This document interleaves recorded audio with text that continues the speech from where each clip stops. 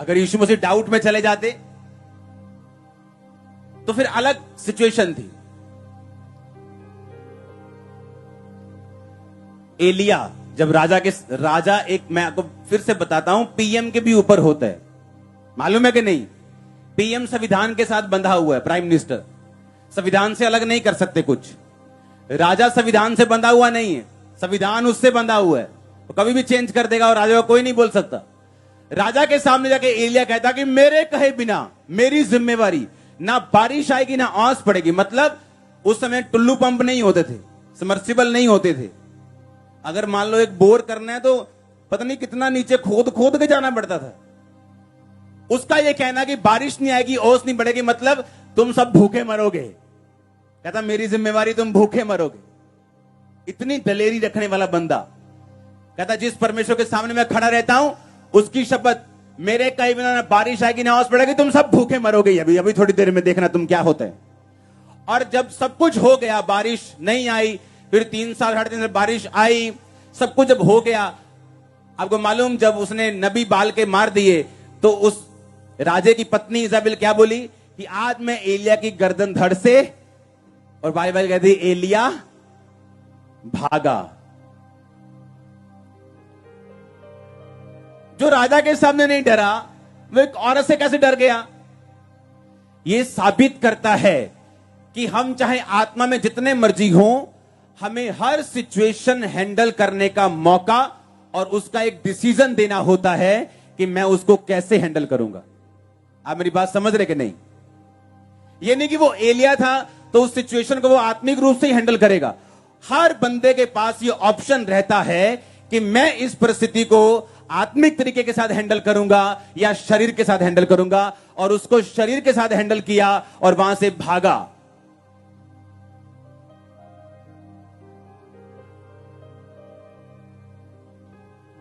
आप 10 दिन एटीएम में जाके रोज पैसा निकलवाते रहे, 25,000 रोज 25,000, और 10 दिन में आपका जो 2.5 लाख है वो खत्म हो जाए। 11वें दिन आप उसी कार्ड के साथ, उसी पिन के साथ, अच्छे कपड़े डाल के अच्छी गाड़ी में उसी एटीएम में जाएंगे, पैसा निकलेगा क्या?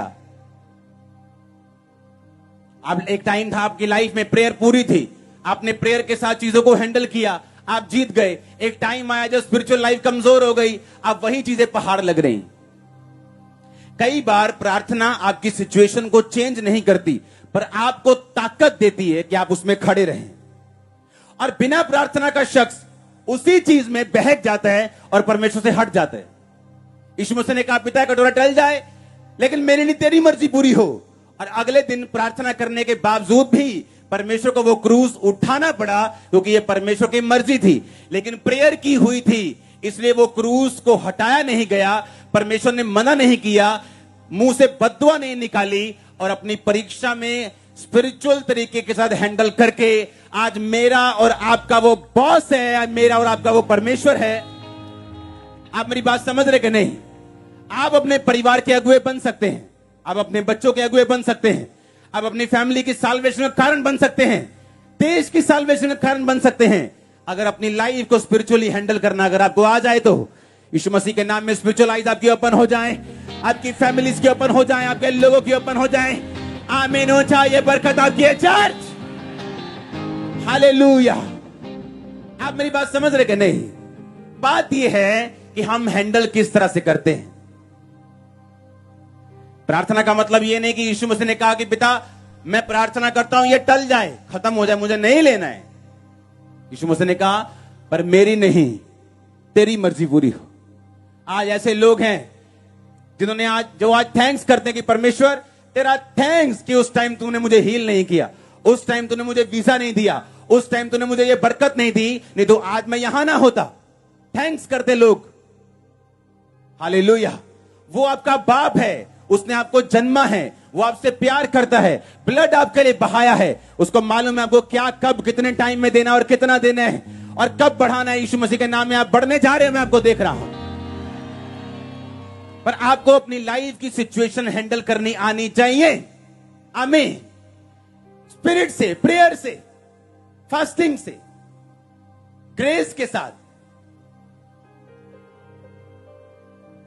अगर परमेश्वर ने यह सोच लिया है कि आप इस परिस्थिति में 2 महीने रहेंगे, तो वो 2 महीने आप शैतान के हाथों में पड़ सकते हैं, या प्रेयर करके, फास्टिंग करके उन 2 महीनों को प्रार्थना में गुजार सकते हैं। लेकिन प्रमोशन तभी आएगी जब हम परमेश्वर में 2 महीने गुजारेंगे तो।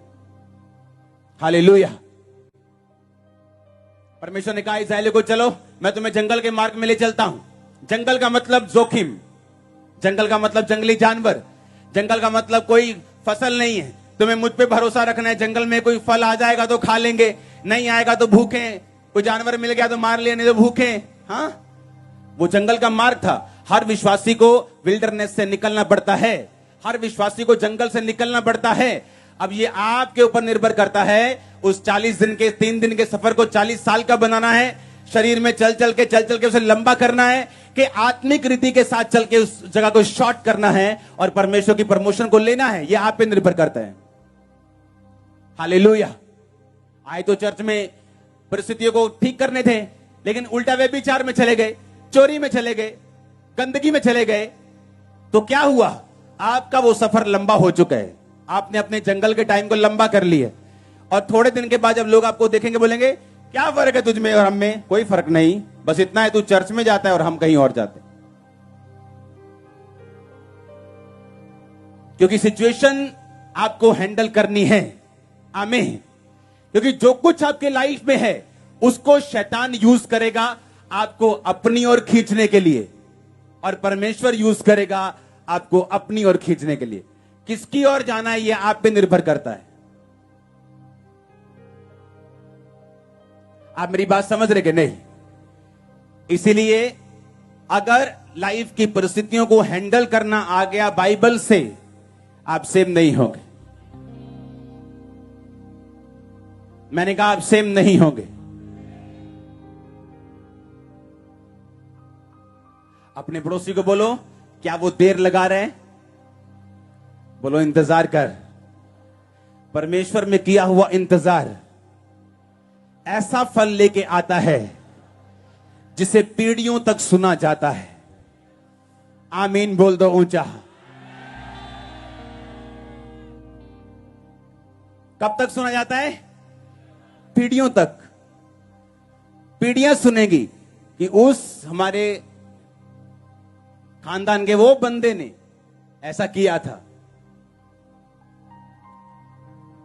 अपनी परिस्थितियों को या तो शैतान के आगे सौंप कर शैतान की बात सुन लो, लेकिन एक बात पक्की है,